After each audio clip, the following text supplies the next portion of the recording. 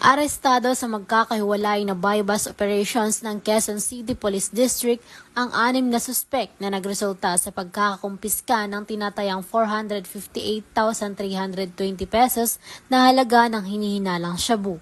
Sa barangay Matandang Balara, naaresto si alias Espiridion, 57 anyos, kung saan nasamsam sa kanya ang 28.4 gramo ng shabu na nagkakahalaga ng 193,120 pesos. Sa Novaliches naman ay nahuli sina alias John Delmar at alias Raymark matapos makuhanan ng 24 na gramo ng shabu na nagkakahalaga ng 163,200 pesos, kasunod ng tip mula sa isang concerned citizen. Samantala, 3 suspek din ang nadakip ng payatas na pinangalanang sina alias Mark Anthony, alias William at alias Kirt matapos makuhanan ng 15 gramo ng shabu na tinatayang 102,000 pesos ang halaga. Sasampahan ng kasong paglabag sa Republic Act 9165 o mas kilala bilang Comprehensive Dangerous Drugs Act of 2002 ang mga nahuling suspek.